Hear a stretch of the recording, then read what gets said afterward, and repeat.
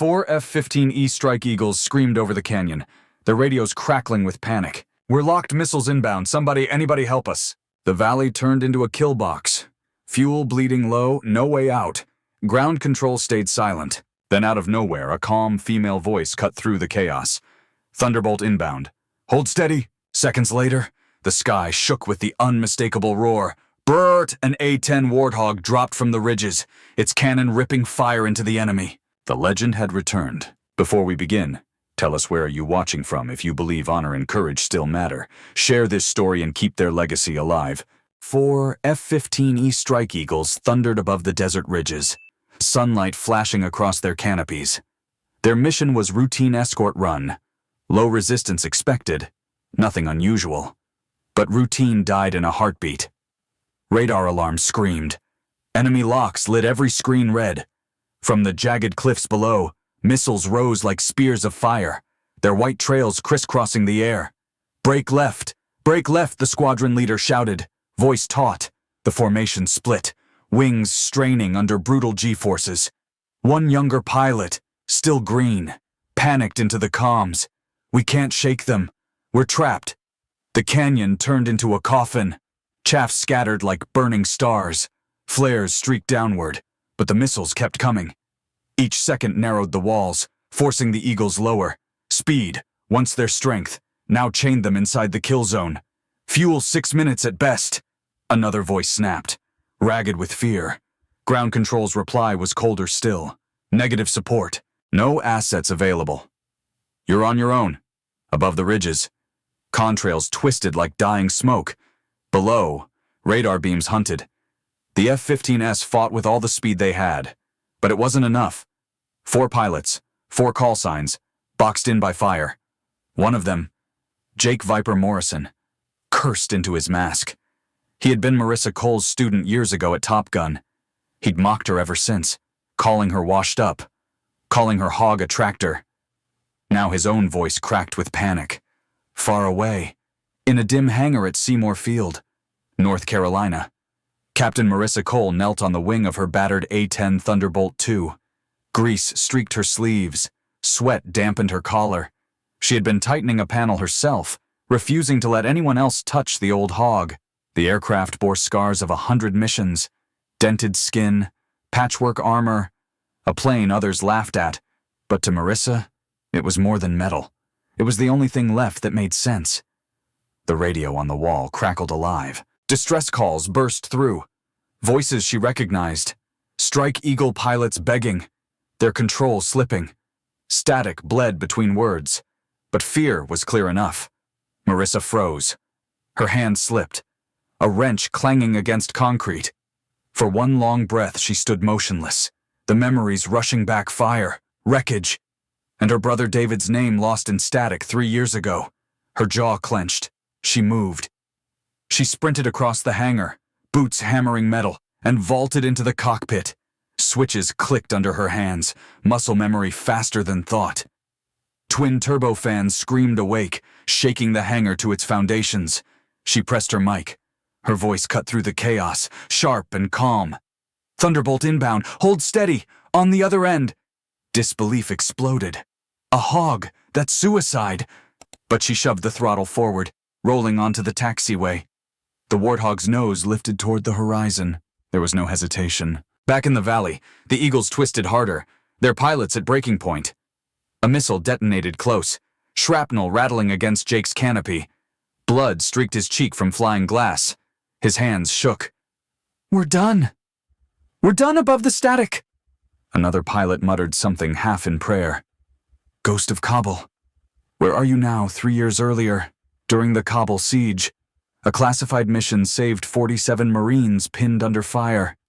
Pilots whispered about it, about a hog that came from nowhere, carving an escape with impossible precision. They called that phantom the Ghost of Kabul. But the name was legend, not flesh. Now the myth was climbing into the sky again." Marissa's hog thundered low across farmland, treetops whipping beneath her wings. She stayed under radar arcs, each ridge a shield, where an F-15 would slam into stone at that altitude. Her hog slid steady, armored belly hugging the earth. Her breathing slowed. Her eyes fixed on the horizon. In her cockpit, taped to the panel, was a faded photo of her brother David. His smile, frozen in time, stared back at her. He had died on her watch. Her wingman and her blood. The guilt had hollowed her for years. The Hog had been his choice. The plane he wanted to fly before he was lost. Now she flew it in his name. Every mission was a promise. Never again. The comms crackled.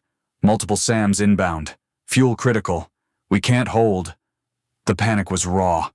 One pilot sobbed into the channel. Jake's voice, strained with pain, bled through. Somebody save us. Marissa pressed her mic again. Her tone was flat steel. Stay high. Keep altitude. I'll clear the floor. Who is this? A voice demanded. She almost said it. Raven 1. The call sign she had buried after Kabul. The name they whispered, but never proved. But she swallowed the word, letting the silence stretch. Her answer was colder, sharper. Thunderbolt inbound. 1 minute. The Hog banked between the ridges, climbing into smoke. Missiles flashed above her. Strike eagles twisted in chaos. And from below, the slow beast with titanium skin rose.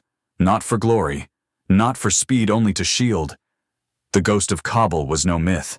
She was alive, and she was coming back into the fire. Marissa's Hog skimmed the valley floor, her altimeter screaming in protest. Rock faces loomed on both sides, narrow enough that a fast jet would have slammed into stone. But the Hog was built for this slow, armored, relentless. Above her, the 4 strike eagles twisted in panic. Their contrails cut desperate arcs across the canyon sky. Missiles stalked them like predators, white trails weaving tighter and tighter. Jake Morrison's voice cracked on the comms. I've got blood in my eyes, cockpit's hit. Static swallowed half his words, but the fear came through clear. He had been the loudest to mock her, and now he was begging her voice to anchor him. Marissa checked her panel, flipped master arm, the cannon primed, a beast waiting for release. She felt the old burn of guilt in her chest but forced her breath calm. Stay high. I'll clear the floor. She pulled up, just enough to crest the ridge. The first SAM battery came into view, camouflaged along the slope. Operators scrambled, weapons hot, confident no slow plane could reach them alive. She squeezed the trigger. The GIU-8 Avenger bellowed thunder. Shells shredded steel and concrete, ripping the battery apart in a fireball that lit the cliff face orange. The sound rolled through the valley like the sky splitting open. Jesus Christ! One pilot gasped. She's cutting them down. Their disbelief carried as much weight as the missiles chasing them. The Hog was no tractor now, it was wrath given form. But the valley fought back. A second sight lit up her HUD, locking hard. A missile screamed free, arrowing straight toward her canopy. Marissa slammed the Hog down. Skimming the riverbed so close, spray burst over her canopy. The missile followed, chasing heat. At the last instant, she dumped flares, yanking hard left. The missile exploded against a cliff, showering stone across her wing. Alarms blared. Shrapnel peppered the fuselage. The Hog shook like a dying beast, but the engines still thundered. She pulled up again, teeth clenched. Target 2. The cannon roared once more, its voice drowning everything. Shells walked across the second SAM site, tearing radar dishes and fuel trucks into shrapnel. Flames clawed upward as the site collapsed. Overhead, the eagles tried to climb out, but the valley trapped them. Another missile clipped one of their tails. The jet spun, smoke trailing. I'm hit! I'm hit! The pilot screamed. Seconds later, he ejected. A chute blossomed against the sky, drifting helplessly toward the ridgeline. But it was drifting the wrong way straight into enemy territory, into waiting guns. Thunderbolt, break, the squadron leader barked. Forget him, clear the path. His voice carried the cold logic of survival. Save 3 jets or lose them all. Marissa's chest tightened. For a moment she saw David, her brother, drifting into fire. She had chosen duty then, chosen mission over blood, and she had buried him because of it. Not today. She shoved the throttle forward, angling her Hog beneath the falling chute. The cannon stayed silent. Her job wasn't destruction now, but protection. She rolled the hog sideways, titanium wings turning into a moving wall. Tracer fire clawed up from the ridges, slamming into her fuselage. Sparks flew. Panels tore. But the pilot in the chute drifted safely behind her shield of steel. "Hold on. I've got you," she muttered, voice steady despite the impact hammering through her frame. "Above." Jake's voice came through again, weak but urgent. "Bleeding bad. I can't see my instruments." Marissa toggled her channel. "Listen to me. Cut pressure with your belt. Hold it against the wound. Keep breathing slow. Don't fight it." "I'll get you out."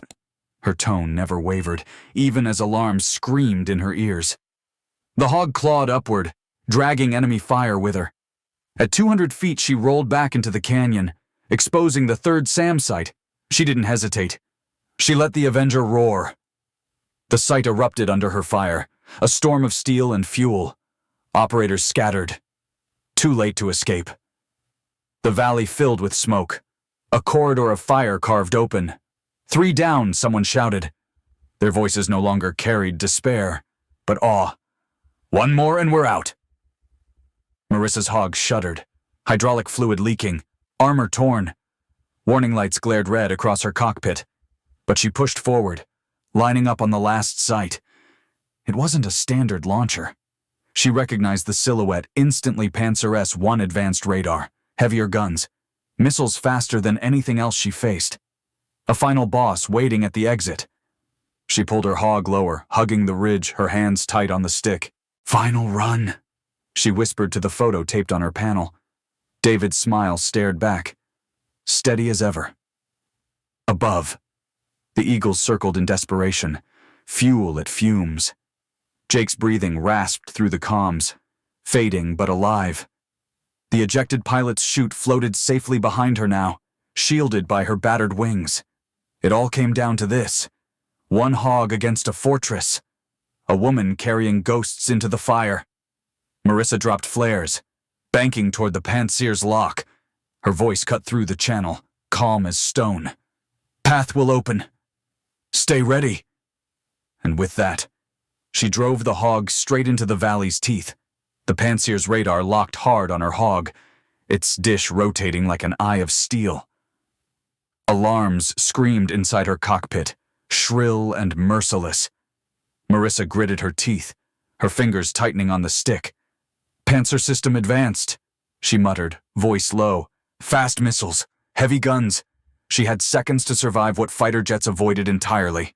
The first missile launched, carving a white scar through the sky. She dumped flares, dove low, and cut throttle. The hog shook violently, nearly stalling, but the missile tore past and detonated against the cliff. The second missile came immediately. She snapped the hog sideways, rolling beneath the plume. Shrapnel burst across her fuselage, sparks spraying over her canopy. Still, she held control. Her hands moved instinctively. She fired flares into the ridgeline itself. The mountainside caught fire, a burning curtain. Then she pulled the hog straight through the smoke. Radar lost her for a breath, just long enough. She emerged behind the wall of flame, dropping nose on toward the Pancer. Operators scrambled to relock, but she was already pressing the trigger. The Avenger cannon roared. "Bert!" A river of depleted uranium tore across the site, shredding vehicles, cracking ammo drums, igniting a storm of secondary explosions. The system vanished in fire. "Holy hell," a pilot whispered on the net. "She killed a Pancer." The disbelief cracked into awe. None of them had believed a hog could do what they just saw. Then silence fell. A veteran Eagle pilot, his voice heavy with memory, spoke. "Wait, Kabul, 2022, 47 Marines, the ghost of Kabul. That was you." The channel froze. The truth dropped heavier than any missile. Raven 1 wasn't just a Top Gun legend. She had been the phantom who carved Marines out of a death trap 3 years ago. The same woman they mocked in the mess hall. Marissa said nothing. Her breathing was steady, though her ribs ached from the strain. Her eyes fixed on the burning valley, the weight of ghosts pressing behind her. "Above," Jake Morrison's voice cracked. "I mocked you every damn day, And you... His words broke, choked with shame. He had once called her washed up. Now she had shielded his life with steel. Another alarm screamed. Her hog jolted hard. A hidden gun emplacement had opened fire, shells hammering into her right engine. The turbine flared, coughing smoke. Hydraulics whined in protest. Thunderbolt! Eject, eject now, the squadron leader yelled. But Marissa stayed strapped in, blood soaking through her flight suit from cracked ribs she hadn't told anyone about. She saw the 4 Eagles still low on fuel, not yet clear of the range. If she left now, they wouldn't make it. She shoved the stick forward, forcing the hog through shuddering turbulence. Negative. Mission's not done. The valley lit with tracers, red streams chasing her through smoke. She fought every inch of the stick, hydraulics screaming, the hog sinking toward stone. At 50 feet, the warning lights all went red. The jet was dying. Her hand hovered over the ejection handle. Voices screamed in her ear. Eject. Raven 1. Pull now. But she thought of David, her brother, her wingman, the one she hadn't saved. His picture stared at her from the dash, taped there like a vow. She whispered through clenched teeth, "Not this time." She wrestled the hog back, muscles tearing with effort. The plane clawed upward, barely clearing the ridge by meters. Dust blasted the canopy, but she held it, against every limit of steel. The hog obeyed. Overhead, the Strike Eagles gasped as they watched. She just pulled a 0-0 save. One pilot breathed. At 50 feet, she should be dead. Her cockpit filled with smoke, instruments flickering. She could barely see, barely breathe, but her voice stayed even. Path is open. All units egress now. The Eagles formed up, engines screaming as they climbed. Jake's breathing rasped, but his voice steadied. Copy. Moving out. Marissa stayed behind them, flying half blind, her hog coughing fire but still refusing to fall. She circled the valley one last time, ensuring no radar tracked, no missile launched. Only then did she turn for home. The return flight was agony, her ribs stabbed with every breath. Her left arm trembled from the G-forces, but she kept her hand on the throttle. Eyes on the horizon. Seymour Field appeared through haze, its runway lined with waiting crews. She dropped landing gear, hydraulics groaning like broken bones. Sparks burst as her battered hog slammed down, tires shrieking against concrete. The jet rolled, limped, and finally stopped, smoke curling from its frame. For a moment, silence. Then the canopy cracked open, and Marissa pulled herself up. She stood on the wing, swaying, flight suit soaked through with blood and sweat. Medics rushed forward, but she stayed upright long enough to glance back at the wrecked hog. It had saved her. She had saved them. On the comms, a voice whispered, trembling, Raven 1 is back. And in that moment, every pilot at Seymour Field understood. The hog wasn't obsolete. It was unstoppable in the hands of the ghost they had buried in stories. The medics caught her as she stepped down from the wing. Marissa's body sagged, the adrenaline finally gone. Blood had soaked through her flight suit, ribs cracked from the brutal G-load, but she had refused to quit until every Eagle was safe. They laid her on a stretcher, but she pushed their hands away. Not yet. Her eyes stayed locked on the runway, where the 4 Strike Eagles were rolling to a stop. Only when she saw each canopy lift did she let herself breathe. Jake Morrison stumbled down his ladder, bandages already pressed against his side. He limped toward her, shame written across his face. For weeks he had laughed at her, dismissed her as a relic. Now he could barely meet her eyes. He stopped beside her stretcher, voice raw. "You saved me. After everything I said, you still..." His throat closed before he could finish. Marissa's expression was steady, unreadable. "A pilot in danger isn't my enemy. He's my responsibility." Her words carried no anger, only truth. Jake lowered his head, tears hidden by the shadow of his helmet. Later, in the debrief room, silence hung like smoke. The squadron sat stiff, waiting for the inevitable lecture. Colonel Everett Ross entered, a folded paper in his hand. His face was harder than stone. He laid the note on the table. This was found in Captain Cole's locker.